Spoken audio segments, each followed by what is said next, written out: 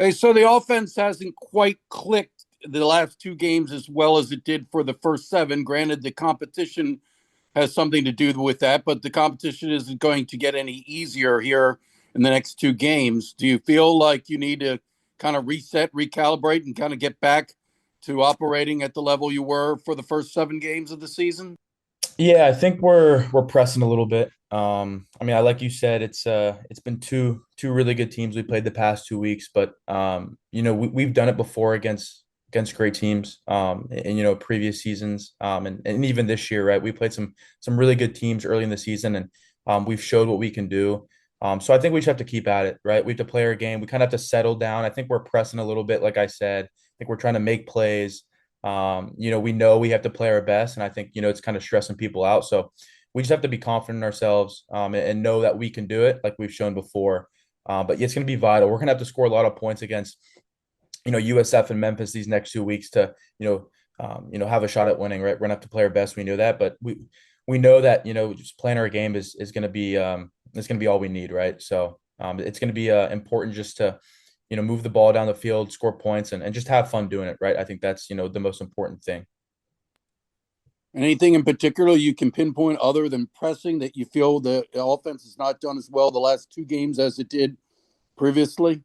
Yeah, I think it's a lot of self-inflicted stuff. I think especially against North Texas, right? A lot of penalties. When we're moving the ball, and we get behind the chains, it's hard, right? It's hard to call a play on 1st and 15, or we get 5 yards or 10 yards on first down, and they call it back, and it's 2nd and 10. So I think it's a lot of self-inflicted stuff, and we just gotta find out those details, right?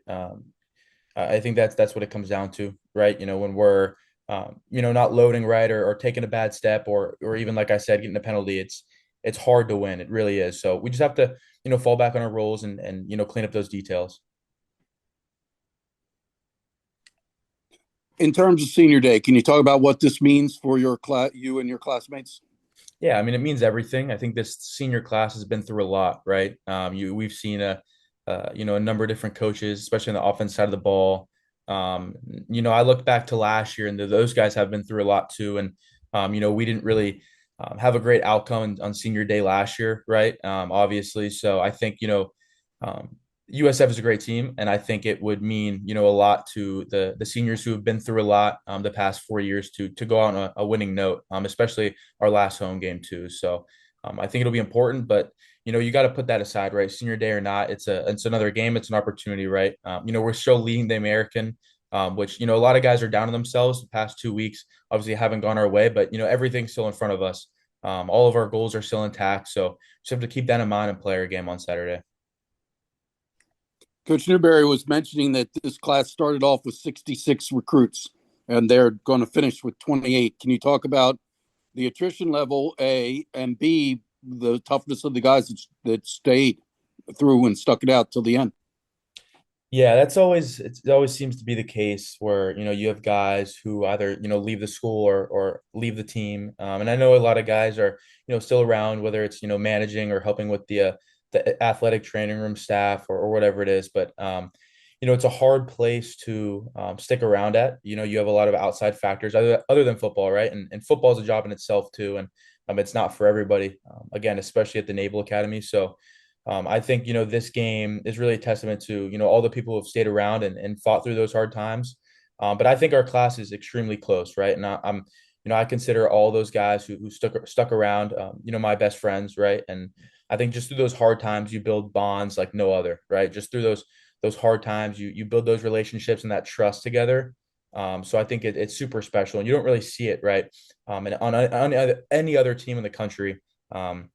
Right, just with NIL and the transfer portal, right? All these guys are, meeting each other while they're playing on the field. So, the guys who were playing around, I've known for 4 years and grown really close. So it's definitely a special situation, and a special school. So. Last one for me before I turn it over to Tim. There's unique guys among the senior class who don't play. They serve on scout team. There, Harry Spencer comes to mind as far as offensive guys. Um, I'm trying to think of a Jake Lusk, another lineman. What can you say about those guys that have they're not going to play on Saturdays? They know that, but they do their job and as Coach Newberry told us in his Zoom, he said they contribute, they add value to the program.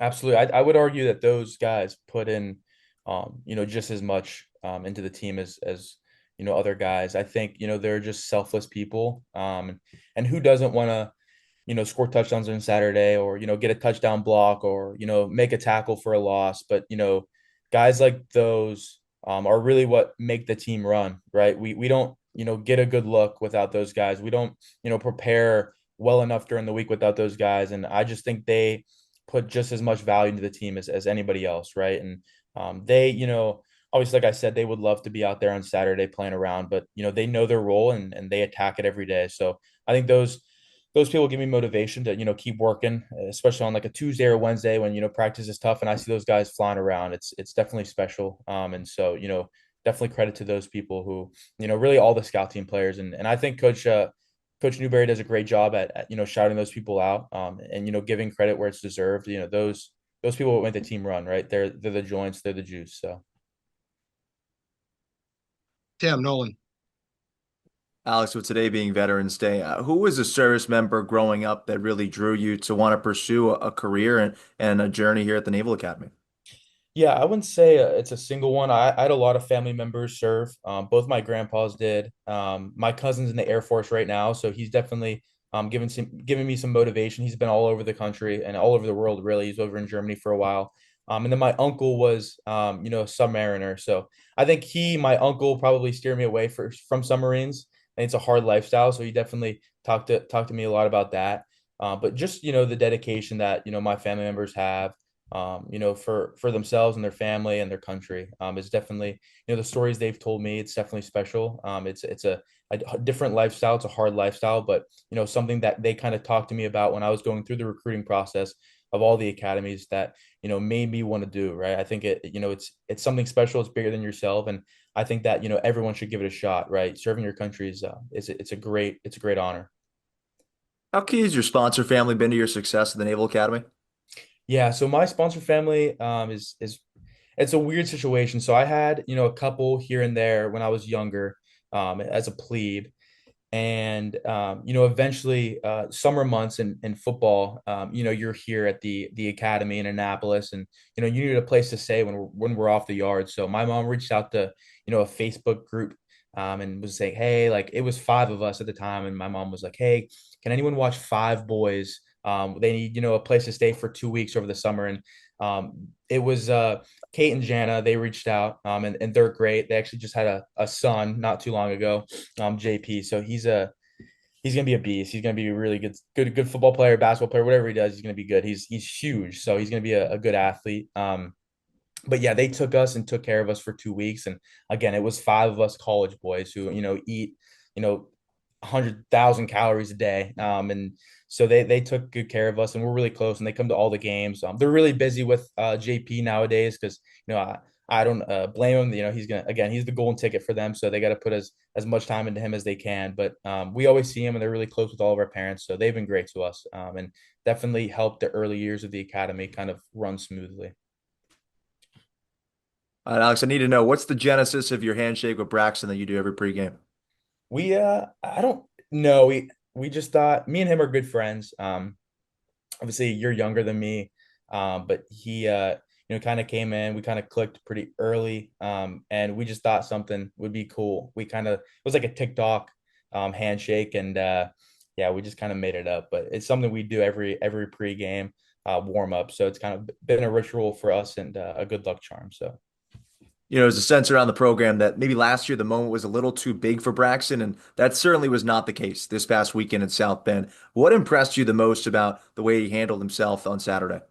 yeah, just his confidence. And I think over the past 2 years he's grown in that area. And I think that's a big trait for a quarterback, and he's kind of taken that role on pretty well. But yeah, he was just able to lead the huddle. It was loud. I mean, we couldn't hear each other, and we were right next to each other. So I think he took that challenge on pretty well. And did a great job leading the offense. So Thanks, Alex. Alex, on Friday night before senior day, the seniors all get up and speak to the team about, about whatever they want. And you've been watching these for 3 years. probably thinking it's never going to get to me. But now Friday, it is you. Have you Yeah, thought about what you're going to say, or you just going to let it rip on Friday night? I haven't. No, I'm just gonna probably speak from heart. I think that's the most important thing to do. Give my shout outs and talk to the younger guys because they're gonna need, every piece of advice they can get. But probably just speak from the heart. Yeah, I think that's the most important thing you can do. I might write a couple of things down, an hour before, but I think the young guys are gonna need advice, and that's what I've heard over the past couple of years, and it's helped me a lot. So And then, right now at the standing room only crowd, probably by Saturday, it'll be completely sold out. How important will the crowd be, and especially the brigade be in this game on Saturday? yeah, really important. And that's a factor every game. We saw that this past weekend. But yeah, we're gonna need them as much as we're gonna need our team and our coaching staff. So hopefully they get pretty loud for us. And yeah, like you said, it's gonna be sold out. So it's gonna be a great time. It's gonna be a good time.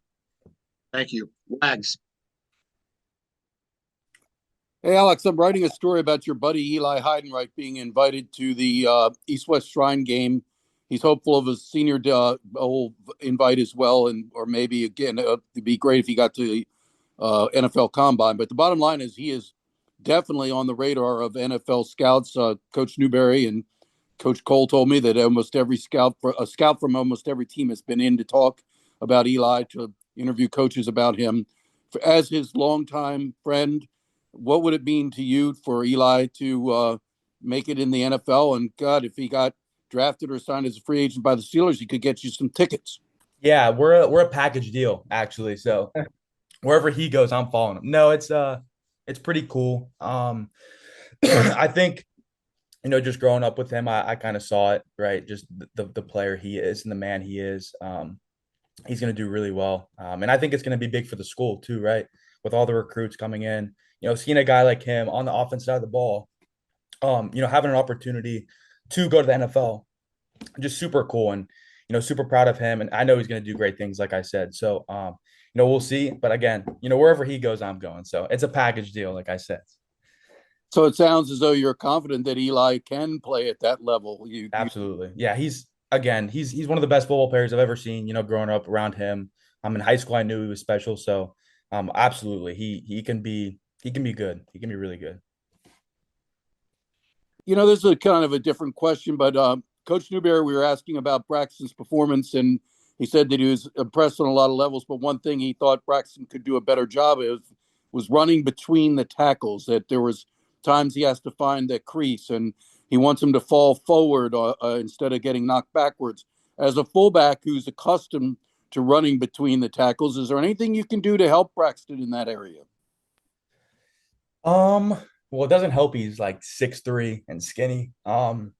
But yeah, it just lowers pads, I'd say. You just gotta try to fall forward. It's hard when you're, playing against Notre Dame and those guys are like 6'5", 300 pounds, but lowers pads and be confident, right? Running between the tackles. Again, it's hard to come out there as quarterback and he's great around the edge, but he's a skinnier guy, but just try to lower his pads and drive his feet really is all I can say. But sometimes it's hard for even me, a smaller guy, heavier guy. So one element that was kind of missing was the balance of the offense this past Saturday. I mean, that's Coach Cronick has done a great job of really spreading the ball around and getting it into the hands of the various weapons. And, you and Eli and Chat really, and then I don't think the tight end had a catch. I don't know I don't think a receiver had a catch. Am I right, Strauss? I mean, I think we only had two completions. Eli had one. But whatever. I'll go look. But the bottom line is can you talk about for these next two games, you've got to get back to really spreading the ball around. yeah, I mean we have playmakers all over the field, right? And that's going to be important. I think. I mean, it's hard when you have all these playmakers and you're not getting the ball around. So that's going to be a big part of our game plan. I'm sure it already was on Monday and into today's practice. So it's going to be important. It's going to be vital. Again, like I said, we have guys all over the field who can make plays downfield. So I think that's Coach Cronick is going to be looking to that. But we just got to play our game, right? And if that means Blake or Braxton carrying it 40 times and we win, and that's what it's going to take. So just going to do your job. Again, but he's great at getting players open. He knows his weapons and he knows how to get the ball. So going to be important for Saturday for sure. Eli had 2 catches. Alex had 1. Yeah, that's what I didn't think that anyone else had that. All right, I'll pass it off to Tim for now. Yeah. Alex, how do you get maybe some of the younger guys in this team to ease up a tad? You started off the season 7-0 and you played some 2 really good football teams. Didn't go your way, but you still have, like you mentioned, everything in front of you. Yeah, I mean that's the gist of it, right? Everything is in front of us. And these 2 games are going to be you know extremely important. And we have a lot to prove, right? And um I was looking at Instagram and you saw the rankings and we're 7-2, right? We're 1 conference loss and we're 5 conference wins, which is the top of the American. And if you win out these 2 games, you're in the championship, right? And you have a lot to play for from there. So it's going to be important. And we have a lot to play for, like you said. So How much do you guys relish the role of being the underdog? As you mentioned, statistically, you're at the top, but you're not really given much of a chance this weekend and the weekend beyond that. I mean, it's everything. I mean, we have an edge every game. I like to look at the linebackers across from me, and they're always bigger, stronger, faster. And competing is everything, right? And playing together is everything for Navy football. So when you have that edge and that chip on your shoulder, it's huge, right? And I think it makes it that much more sweet when you win a game like that against Memphis, against USF, against Notre Dame, whatever it is. You're outnumbered, you're outplayed. You're the underdog, like you said, and when you win, right, it kind of opens eyes, right? It kind of shocks people, but to us, it's nothing, right? It's expected to win, so definitely exciting. But I think you just play with an edge and you play a little bit more, confident and quicker and faster. You have to be perfect, detailed, everything. So I think it helps us, right, in the long run. Alex, what do you hope the Navy football fans remember about you most? Um, it's a great question. I think just a guy who loves to compete and play football. But I think something who is bigger than football. Someone who loves to play, but also loves everything about the academy because it's so much bigger than football at Navy, right? With obviously the military aspect, like we talked about, but how hard school is and the connections you make. I think being someone who is beyond football is important, right? Because it's gonna end eventually, right? Whether you're 4 years out of high school, 4 years in college, or 20 years in the NFL, right? So I just want to make those connections with people, and be a good guy, be someone who people can come up to and trust, and talk to and have a conversation, is important. So a good football player, but a better person, right? I love it. And lastly, from me, Alex, after the Temple game, Blake's father said that you are one of the heart and souls of this football program. And when you get out there, it just gives the team some added juice, especially when you're playing her. When you get comments like that and compliments like that from people close to the program, how much do you take that to heart?